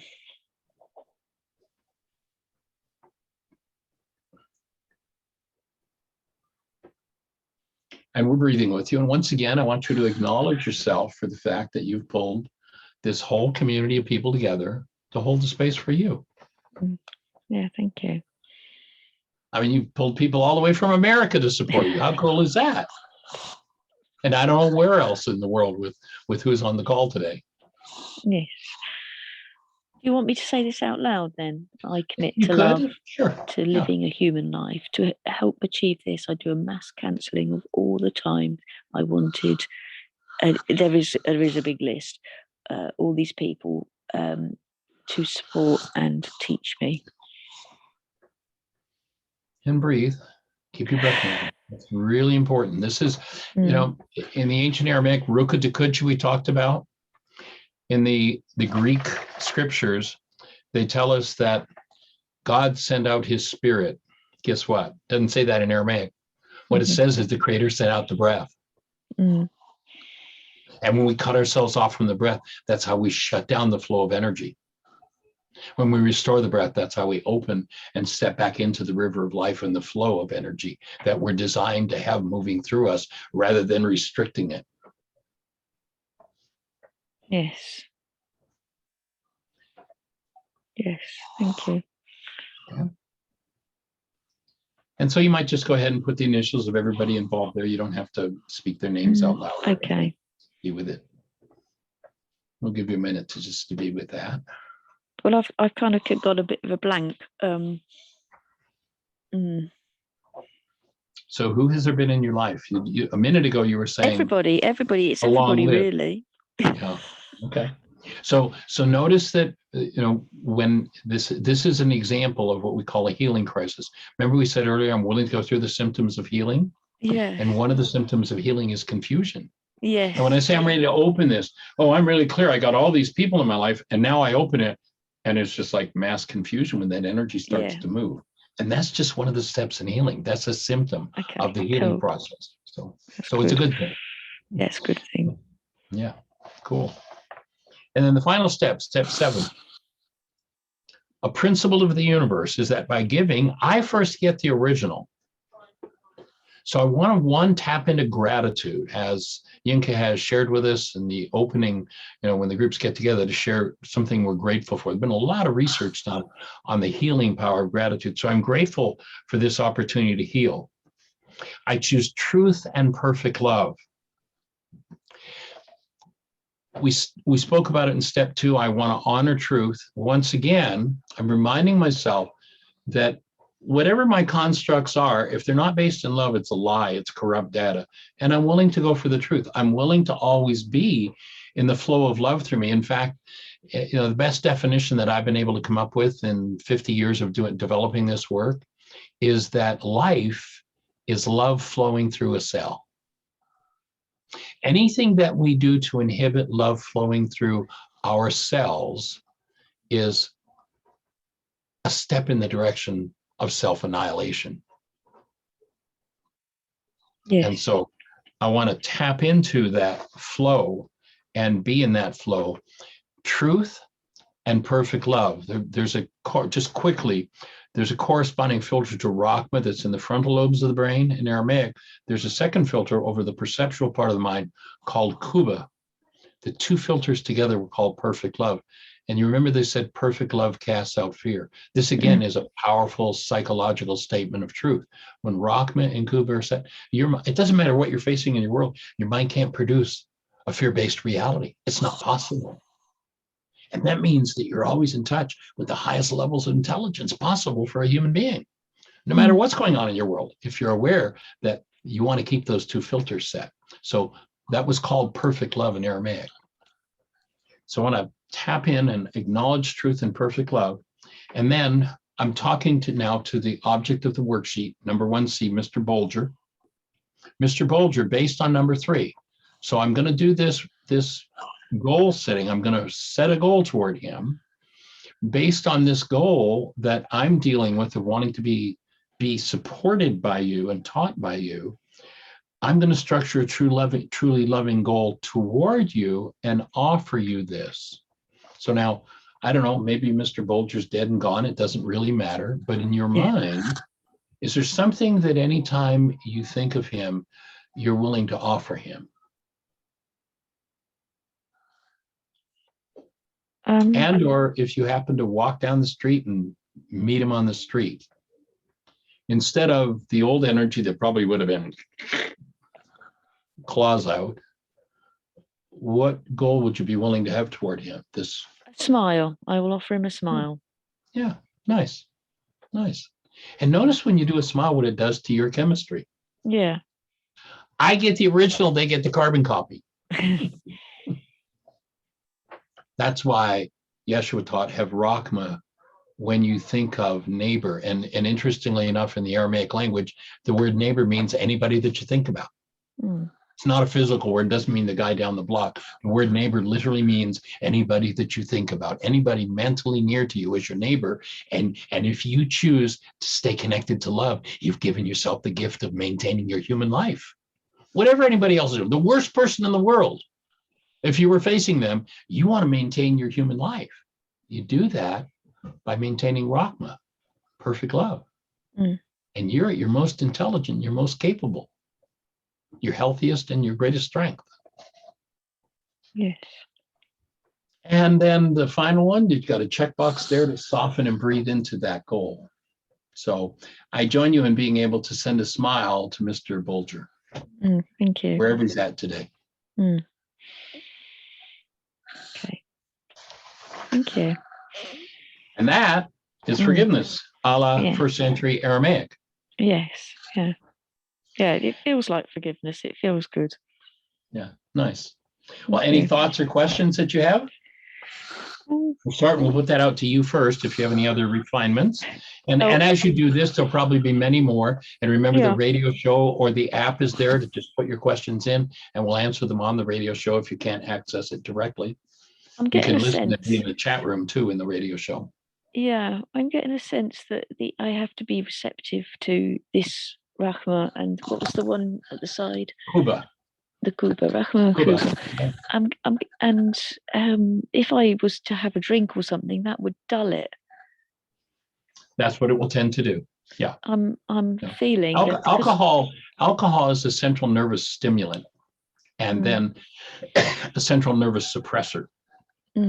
We tend to move into there's this balance between the sympathetic and the parasympathetic nervous system. When we do things like alcohol and we're motivated towards something like alcohol, we tend to move into a sympathetic dominant state.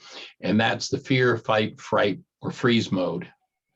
And when that happens, what takes place, it's a wonderful thing to have this sympathetic dominance, because what happens is all of the energy in the blood flow is shunted to survival needs. The large muscles are going to be supplied with blood. The lungs are going to work more effectively, and we're going to be more able to survive. And, if you're out in the jungle and there's a tiger chasing you, man, you want that sympathetic dominant mode to take over. Mm-hmm. But the minute you've escaped from the tiger, you want to be able to take a breath and go into parasympathetic balance, because what happens when we go into this sympathetic dominant mode is the fact that all the energy is conserved for survival means that every function that doesn't relate to survival is cut off from activity. Like, for instance, if a tiger's chasing you, you don't need to go to the bathroom. You need to escape. You don't need to create red blood cells. You don't need to ovulate and reproduce. None of those things are necessary, but in order for us to thrive as human beings, all of those activities have to be there. When people get stuck in a sympathetic dominant state, then all of those things that cause us to thrive, you don't need to digest food. People who have digestive issues, eliminative bowel issues, it's because they're in sympathetic dominance. As you forgive, you open up the flow to that thrive mode, that rest and digest mode, and the whole structure gets healthier because of what you've done with your mind. And that's basically what we've done here. Yes. Yeah. Sweet. Yeah, thank you. I'm just brilliant. Honored and delighted to have done this. Any other questions or thoughts for you? Well, my question is, should I stop drinking altogether? Because I tend to use that to hide. Not excessively, but just It sounds like you've already given times. yourself. It sounds like you've already given yourself the answer to that one. Yeah, I know. I feel like I have actually. Oh, Yeah. It's like, thank you. why would I want anything other than a fully functional mind? Yeah. Oh, so I can hide my pain. Yes. Well, now I've got tools with which to delete my pain. Why would I do anything other than, if it's there, delete it and go on living as alive and have all of my senses available? Yes. I was brought up in a world where I used to be in the restaurant business. I owned 3 nightclubs. And I think about that now, and it's just like, oh my God, I can't believe it. But that was just a normal part of our culture. And it's insane. I mean, you couldn't force me to put a drop of alcohol in my mouth any more than fly in the air. Do you never drink now? Do you not drink at all? I wouldn't touch a drop of alcohol. I mean, I know what it does to the body. I know what it is. All right. I mean, do I need my central nervous system depressed? No. Thank you. I'll pass. Now, you'll notice there's some research out there that says, oh, a couple drinks is good for you. It's healthy. Yeah, well, take a look at who did that research and who's making a buck off of it. Yeah, got you. So it sounds like you answered your own question. It's like, why? Yeah. So yeah, I'm with you on that answer. Okay, thank you. Yeah, cool. All right. Well, do we have anybody else with any thoughts or questions? Hopefully that's probably opened a million of them, and that will inspire your search. Remember, you can go to my website, whyagain.org. There are thousands of hours of our radio show. And this is basically something we would do on our radio show. So you can go back into the archives. There are at least 20 different radio shows, and each worksheet is a shade different. So there are at least 20 different ones that either myself or the psychologist I told you about, Dr. Tim Hayes, or my wife has walked somebody through. So you can go through, and each one will give you a different tweak, a different piece of the puzzle, so that you develop a better comprehension and grasp and ability to generate perceptions that support you in forgiveness and in understanding this whole body of work. You can go to my YouTube channel. If you just type in Michael Rice, RYCE, there are dozens of videos there that will open and bring understanding. If you want to take, tomorrow, again, 2:00 Eastern time, 2 to 5, which is 7 to 10 your time, We're going to do the whole Why Is This Happening to Me Again workshop. Some of it will be redundant because we'll cover it again. But hearing it again tomorrow will open just a whole new level of understanding of what's hopefully developing. You go back to Paul in those ancient scriptures, and for people who are starting, he said, you got to give them milk. You can't give them meat. And you've gotten a lot of meat today. There's a lot that we've covered, and it'll take time to build the brain cells to fill in those blanks that it all fits and makes sense. And it's a process, and it takes time, and just commit yourself to the process. And, it's monumental, the changes you can bring in your life and in your world as you take these tools and use them. So delighted and honored to be here to support you. Again, if you download the app, if you have any question, pop it in the app. We'll answer it the next day on the radio show. And I'm open for questions.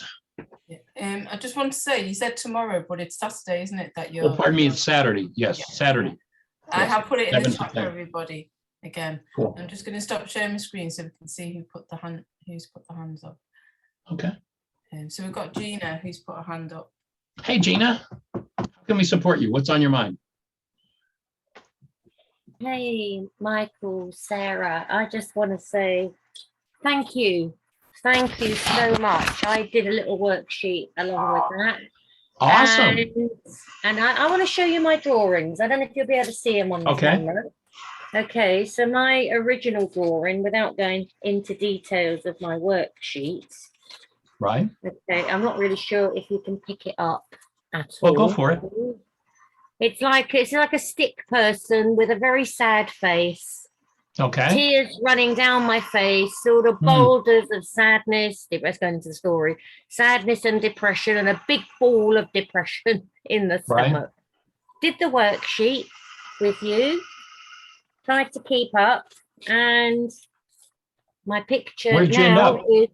Can you see it? Big smile, big eyelashes, big hearts. Yay! That's awesome. Nice work. So now hopefully you'll be inspired to do at least one more worksheet tomorrow and one the next day. And if you just do that minimal amount, I invite people, usually when I do the workshop I'm going to do on Saturday, at the end of it, I invite people to make a commitment to do 5 worksheets a day for 40 days. And you remember that idea of the 40 days in the desert. The desert is the unconscious. If you will do 5 worksheets a day, you'll spend 40 days in your unconscious, and life is never going to look the same again if you do that. So I invite you to take it and continue it. Now that you've got a deeper sense, I know we did a worksheet with you earlier, and then you shared, well, no, I haven't really been doing well. I did one. And so start doing at least one a day, and watch how it just keeps opening. And that heart will just, that presence of love will just expand beyond your wildest dreams. So just so much gratitude, Jinka and Michael and Sarah and all of us. Thank you. Thank you. Thank you. Awesome. Nice. Thanks for sharing that, Gyna. That's awesome. Just a quick question. The Saturday one, will that one be recorded as well? Yes, we will record it, and it will be available on our website. Yes. Yeah. And we just got another question off Derek. It's less of a question and more of a comment. Yeah, no, I was doing my own worksheet there, and furthering on from what you said earlier on, actually I got a lot out of that, and I could really feel a lot, but emotionally, physically and energetically, I was quite actually maybe surprised, but it really went quite deep for me. Yeah, very insightful. So just thanks again. Yeah. Nice. Awesome. That's fabulous. If you want to go deeper into the whole instruction set, I mean, we're going to do that workshop tomorrow. You can also go to the catalog on our website. We actually have a 10-hour video package. And the first time I taught this workshop, Why Is This Happening to Me Again, on the forgiveness with my original worksheet process, goes back about 40 years. So this is a 4-hour video from 37 or 38 years ago of that workshop. And then there's the most current 4-hour version of the workshop in that package.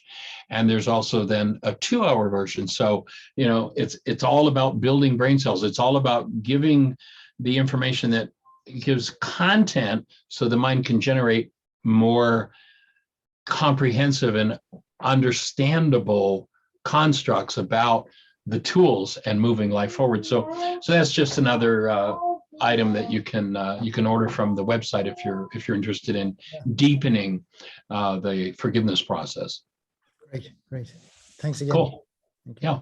And of course, again, in the radio archives, if you go to Why Again, our website, whyagain.org, and just click the microphone, drill down, it will take you into a section that's special worksheets. And there are about 20 of them. They're a gold mine. If this process is touching you and makes sense, listen to all 20 of those. It's about 20 hours, but it's a gold mine in building the brain cells for understanding each and every nuance of the tools. So Great. cool. Awesome. Anybody else with a thought or question? No one else with a hand up?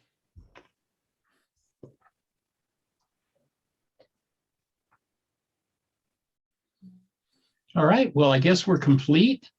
I appreciate each and every one of you for sharing this space with us. Again, any support I can be, download the app, go into your app store, Heartland, all one word, HEARTLAND, Aramaic Forgiveness. Download the app, and you can ask any question you've got. We'll answer it on the radio show and send you a link to it. The radio show, 5 days a week. Ask your questions. We're here to support you. And I just say a massive thank you to Michael for joining us again. It is amazing what you're teaching, and love it. And he also has his still breathing on Saturday. I'm going to be spending most of the day Saturday with Michael because he's got a still breathing course. Is still breathing? Is it on there? Right. Before there's the other session. Yeah, there's a workshop that we do called Mind Shifters and Still Point Breathing. It's a different set of tools that we teach. And we have a monthly club for people who want to be part of a community that's working with the breath. You'll note the importance when we pointed out where the breath is being held. There's a way to use the breath. In the ancient teachings, they said the veil of the temple must be rent in twain. And churchianity told us they were talking about a purple curtain in a church. That wasn't it. This is the temple. The veil is the barrier between the subconscious and the unconscious. That veil is built by holding the breath. Still point breathing is what opens the veil and moves us into high-speed, fast-forward processing for cleaning out the gunk. So we have a monthly Mind Shifters and Still Point Breathing club that you can join. It is a fee-based thing. It's one of the few things we do that we charge a fee for. And we do, we're developing a community and doing process work with people and actually giving instruction on the still point breath process. It's the one tool that I don't teach outside of a live workshop because it's not something you can just hand somebody and say, here you go off and do this by yourself.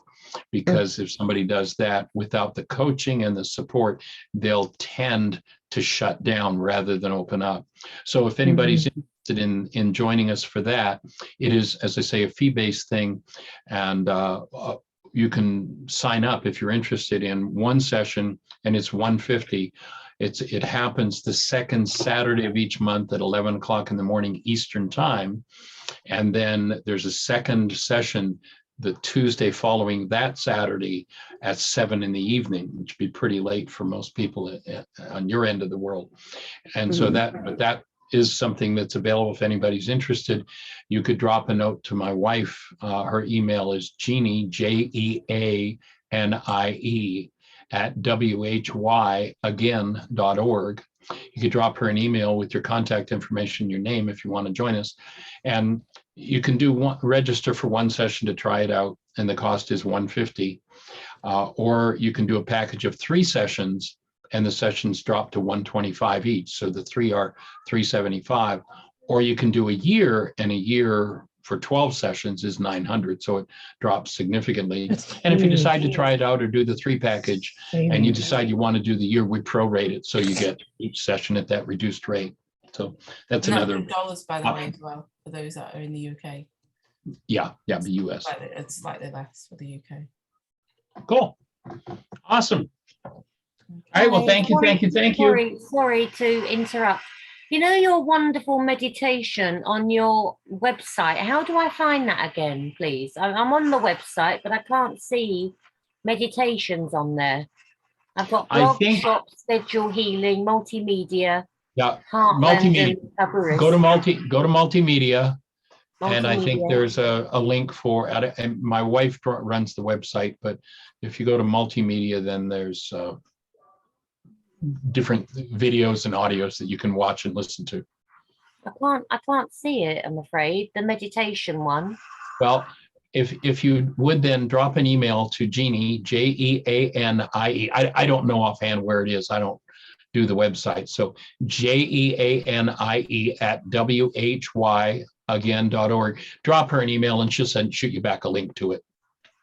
Okay. All right. Thank you. Because I have got it somewhere and it's marvelous. Right. Cool. You know, All there's an old saying that the shortest pencil is better than the longest memory. And once you find something like that that's precious, just make a note and you've always got it. Cool. All right. Well, thank you, everyone. Thanks, everyone. Appreciate it. Good Michael. night. Thank you, Thank everyone. you. So superb.